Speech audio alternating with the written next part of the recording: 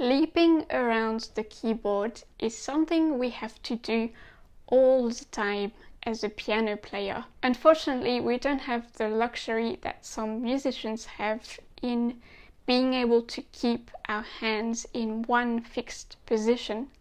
We have this wide keyboard and we're meant to be able to just move from one region to the other very easily.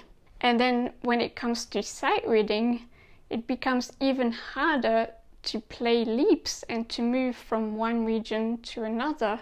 And it's especially difficult when it comes to sight reading and you have leaps, because what you want to do is keep your eyes on the music, but then how do you leap without looking down? Luckily, there is one thing you can do, and that is using anchor notes. Now, what are anchor notes? Well, that's the topic of this video. Welcome back to my channel. I'm Manu from Piano Sight Reading, where I give sight reading tips to piano players. Recently, I interviewed pianist and piano teacher David Holter from the US. He is the founder of the Piano Sight Reading community on Facebook, and we had this fascinating chat about his story, about how he became a good sight reader, and also about how to not look down, because at the moment he's developing his methods that he's teaching his students, helping them to not look down. And one of the things he teaches is anchor notes. And so instead of me trying to explain what these are, I thought I would share a short clip from the interview where David explains what anchor notes are and how it can help you with moving around the keyboard. So anchor notes are, well, to be clear, let's keep it simple. So an anchor, and those of you who have done Manu's keyboard awareness exercises, you'll be familiar with the skill, right? So I call them anchors.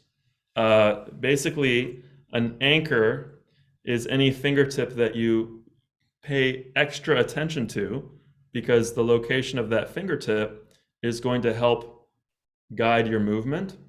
So, because the challenge with sight reading at the piano, basically, is that it's not like a keyboard. We can't just be in one place and rock and roll like a saxophonist can, or a trumpet. They're just they're here. They have other challenges.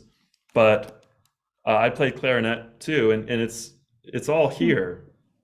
So it's a lot like typing in that sense. You have to move a little bit, but not anything close to what we have to do in piano.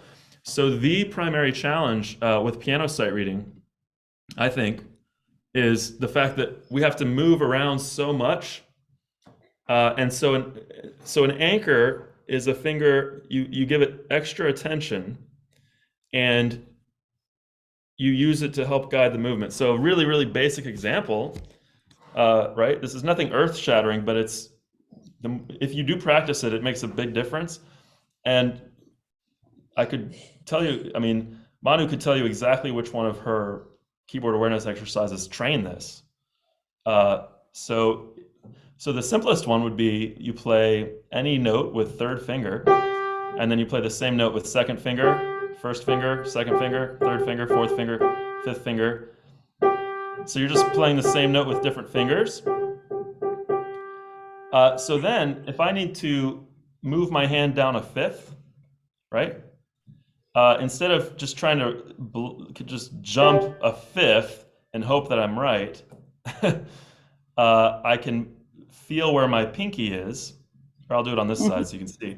I can feel where my thumb is, and then move my pinky to that note, and now my hand's up a fifth.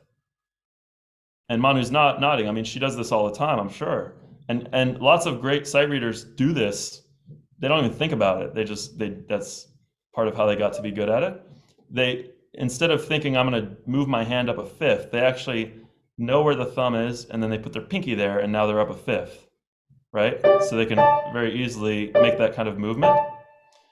So in that case, the thumb is an anchor for the movement of the hand. So I'm noticing where my thumb is, feeling that, leading the pinky to it, and bam, now I've moved the hand with confidence, you know.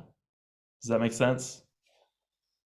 Yeah. And once you get good at that kind of thing, then you can go to a slightly more advanced kind of anchor, which is, okay, my thumb is on G, but I want to get my pinky to A, right? Or I want to get my pinky to, let's say, the C up here. Well, I could just feel where my thumb is, and I know that the C is this distance away from my thumb, and so I jump, having used the location of where my thumb was, I jump pinky to where that C is. So I didn't have a finger on the target note, but I had a finger close to it, and that led my hand on exactly how to move. You use the location of these 5 fingertips to direct the movement. Like if I want to go to this note, I know where my pinky is. It's only this far. I want to put my thumb on that note. I just sense that distance and I move my hand about where it is. So that's like getting to Winston, and then I feel and adjust, right? Now I'm at the house.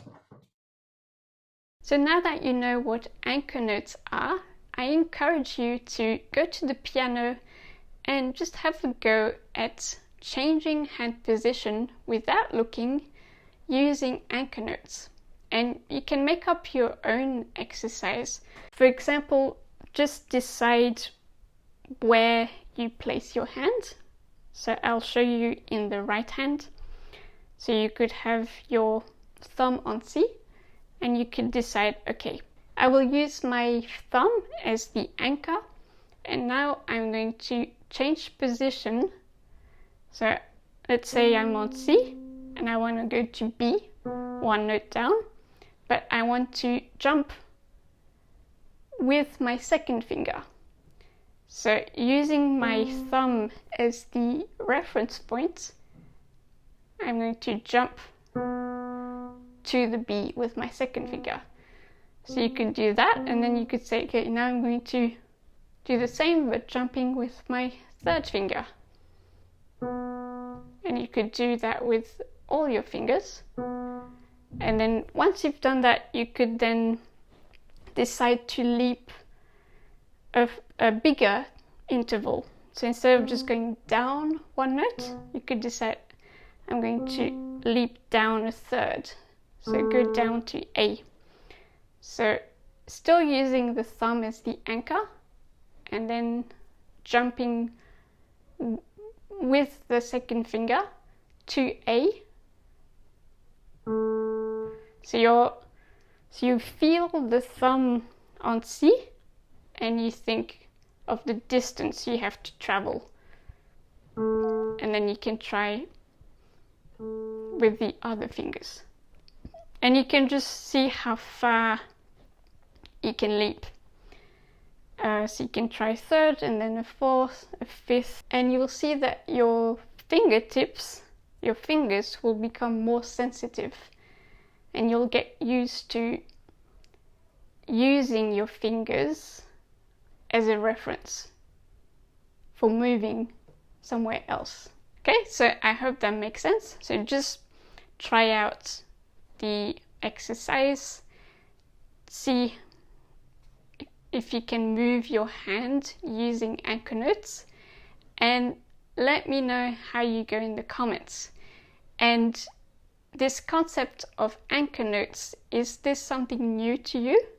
Maybe you've come across this concept but not called anchor notes. Maybe it's referred to some other name.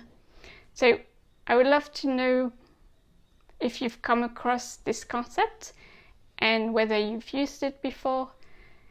And if you're trying it for the first time, let me know how it goes. Thank you for watching. I hope you found this video useful. If you did, then please like it and share it with your fellow musicians. I will see you in the next video. Happy sight reading!